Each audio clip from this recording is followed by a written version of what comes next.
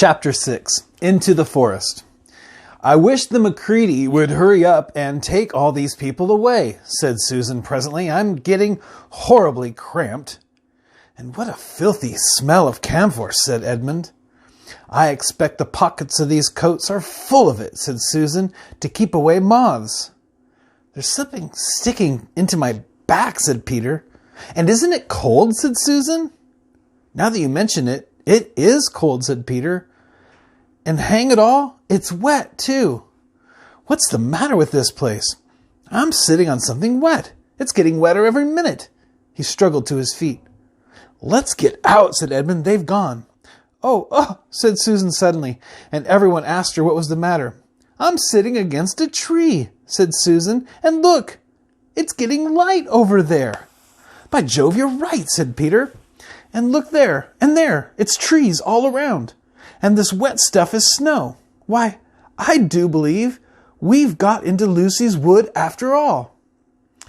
And now there was no mistaking it, and all four children stood blinking in the daylight of a winter day. Behind them were the coats hanging on pegs.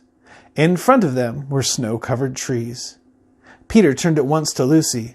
"I apologize for not believing you," he said. "I'm sorry. Will you shake hands?" "Of course," said Lucy, and did. "And now," said Susan, "what do we do next?" "Do?" said Peter. "Why, go and explore the wood, of course." "Ugh," said Susan, stamping her feet. "It's pretty cold. What about putting on some of these coats?" "They're not ours," said Peter doubtfully. "I'm sure no one would mind," said Susan. "It isn't as if we wanted to take them out of the house. We shan't take them even out of the wardrobe." "I never thought of that, Sue," said Peter. "Of course. Now, you put it that way. I see. No one could say you bagged a coat as long as you leave it in the wardrobe where you found it. And I suppose this whole country is in the wardrobe." They immediately carried out Susan's very sensible plan. The coats were rather too big for them, so that they came down to their heels and looked more like royal robes than coats when they put them on. But they all felt a good deal warmer, and each thought the other looked better in their new get-ups and more suitable to the landscape. "We could pretend we're Arctic explorers," said Lucy. "This is going to be exciting enough without pretending," said Peter, as he began leading the way forward into the forest. There were heavy, darkish clouds overhead, and it looked as if there might be more snow before night. "I say," began Edmund presently, "ought we to be bearing a bit more to the left than this, if we are aiming for the lamppost?" He had forgotten for the moment that he must pretend never to have been in the wood before. The moment the words were out of his mouth, he realized that he had given himself away. Everyone stopped. Everyone stared at him. Peter whistled. "So, you really were here," he said. "That time Lou said she met you in here, and you made out that she was telling lies?" There was dead silence.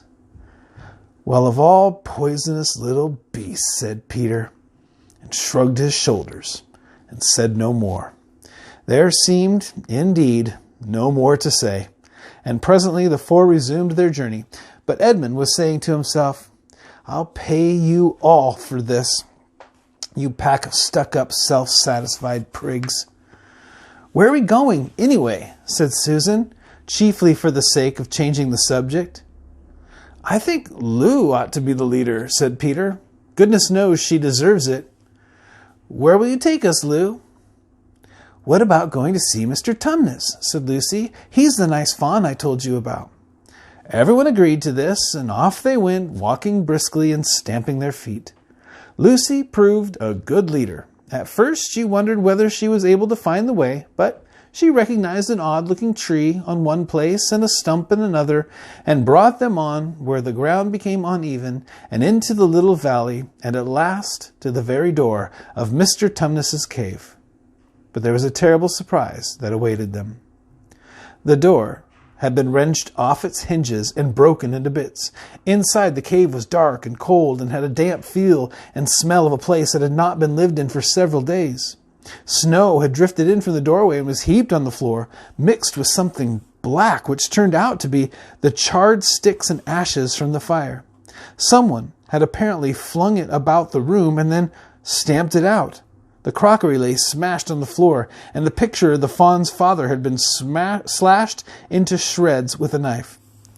"This is a pretty good washout," said Edmund. "Not much good coming here." "What is this?" said Peter, stooping down.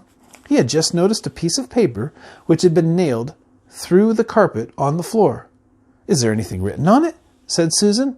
"Yes, I think there is," answered Peter, "but I can't read it in this light. Let's get out into the open air." They all went into the daylight and crowded around Peter as he read the following words. "The former occupant of these premises, the Fawn Tumnus, is under arrest and awaiting his trial on the charge of high treason against Her Imperial Majesty Ch.6, Queen of Narnia, Chatelaine of Car Paravel, Empress of the Lone Islands, etc. Also of comforting her said Majesty's enemies, harboring spies, and fraternizing with humans. Signed, Mogram, Captain of the Secret Police. Long live the Queen." The children stared at each other. "I don't know that I'm going to like this place after all," said Susan. "Who is this Queen, Lou?" said Peter. "Do you know anything about her?" "She isn't a real queen at all," answered Lucy. "She's a horrible witch, the White Witch. Everyone, all the wood people hate her. She has made an enchantment over the whole country so that it is always winter here and never Christmas." I wonder if there's any point in going on," said Susan.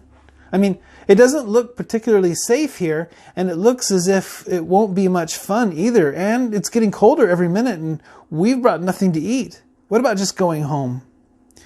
"Oh, but we can't. We can't," said Lucy suddenly. "Don't you see? We can't just go home, not after this. It's all on my account that the poor fawn has got into this trouble. He hid me from the witch and showed me the way back. That's what it means by comforting the Queen's enemies and fraternizing with humans. We simply must try to rescue him." "A lot we could do," said Edmund, "when we haven't got anything to eat." "Shut up, you," said Peter, who was still very angry with Edmund. "What do you think, Susan?"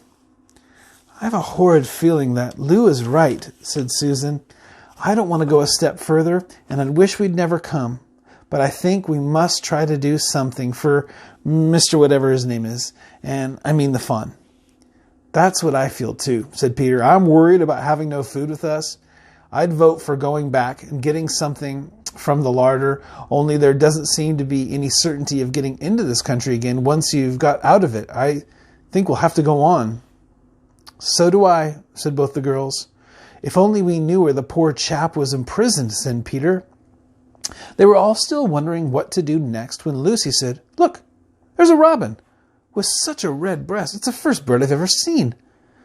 I say, I wonder, can birds talk in Narnia?